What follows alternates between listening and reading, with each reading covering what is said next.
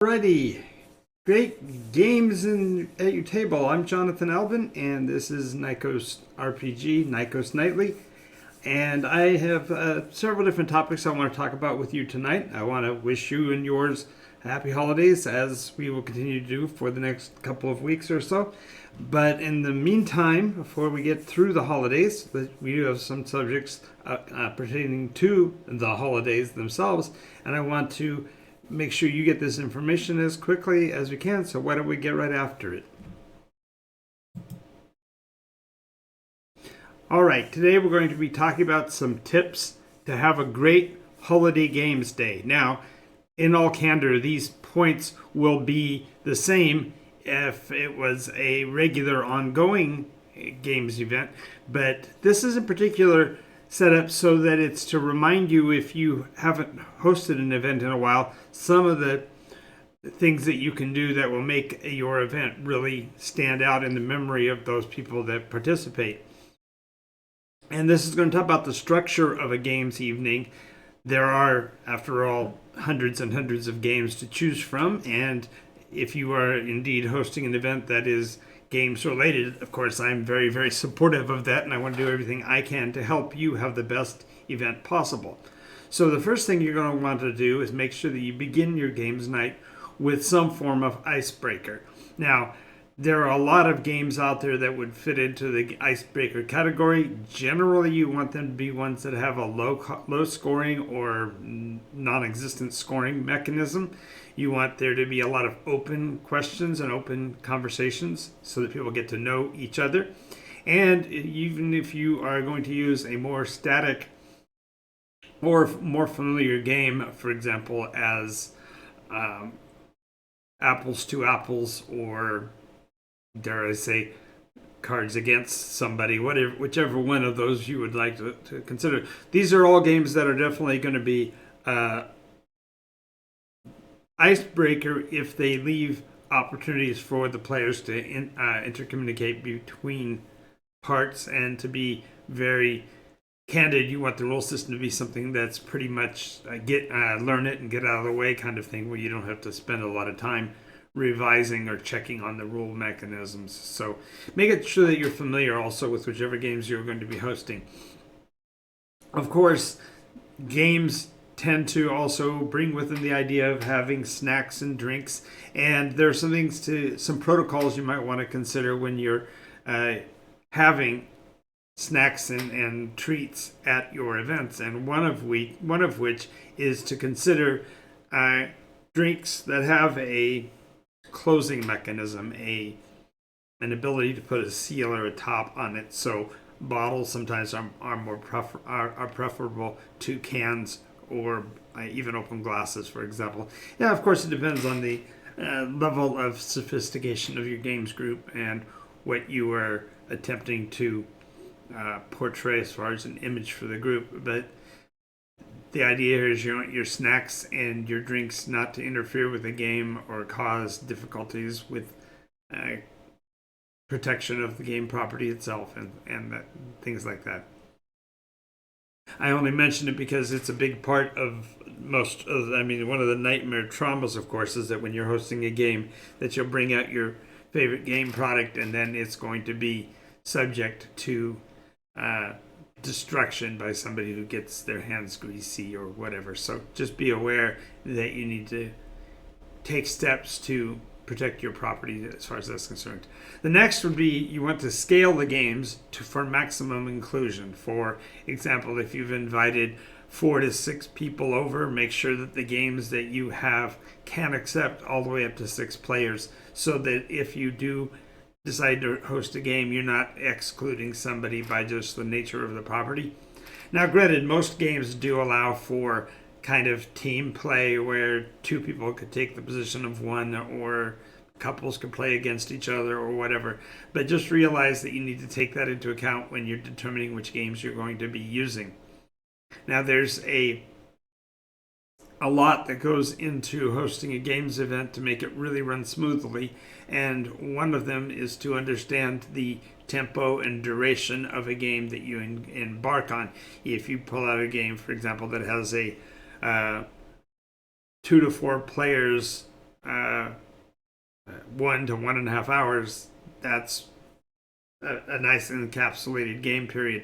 But if you said you brought out a game that was for 4 players, but it was 3 to 5 hours of playtime, you might run into problems with players either needing to leave early or people who arrive later, therefore don't have anything to do. So just scale the games for maximum inclusion for the groups that you're going to have.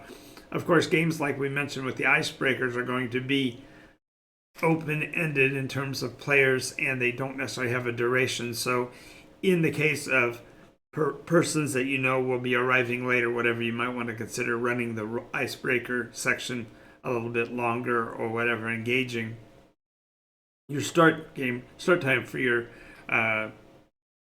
second tier games, if you want to call it that, so that the maximum number of players can be engaged.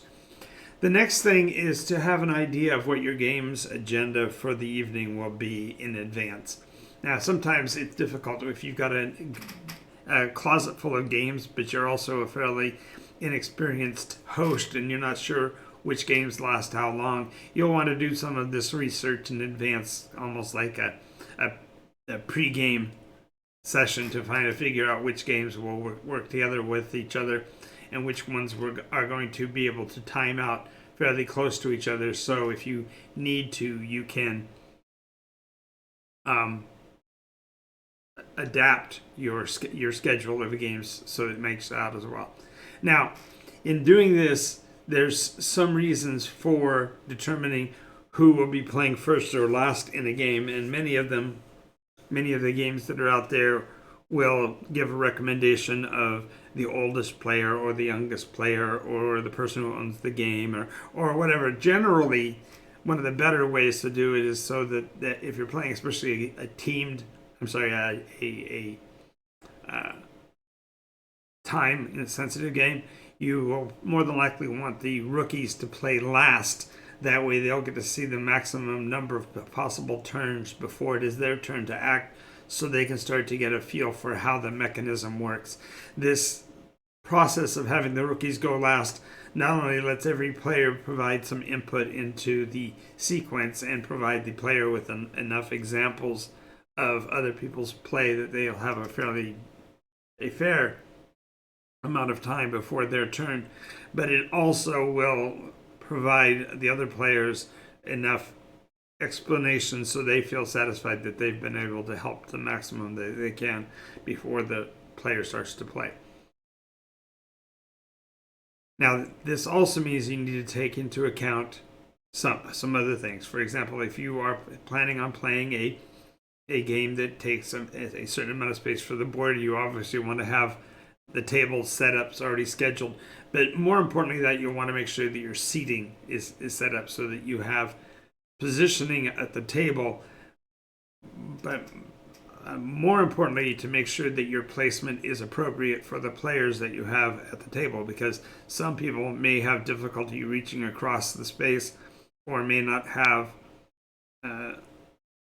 the arm span or whatever to get to the playing pieces. So take all of that into account and obviously place the seating place the play location in optimal positioning for as many players as possible. And another thing you'll want to include when you're looking at having a really good games day is make sure you've got a break schedule in place. Quite often, players that are being taught a new game will feel intimidated. They won't necessarily know how to ask for a break. So if you have it set up so that you'll play one full cycle and then ask everybody's feeling and everything and give opportunity for getting something to drink or go take care of a bio break or whatever, you can schedule all of that so that it is comfortable for all of your players and also kind of eases their mind as they're going into it. Now, when we talked earlier about game tempo and duration, one thing I didn't specify is that some games will say they've got a range and they may or may not be being altruistic when they give that information, because they may be perhaps they've designed a game that's a little bit longer than their estimated play time, or perhaps it takes a little longer to explain than it would normally take, and therefore that will also break your time schedules. So just realize that having a break schedule lets those times adjust from one session to the next, or from one game to the next. Now, generally, there's a structure to your games day event. Perhaps you have your entire group has an affinity for a very crunchy game, and they're ready to dedicate 3 to 5 hours to play a specific game. Well, then certainly you don't want your pre-game sessions, your icebreakers and such, to eat up too much of that time block.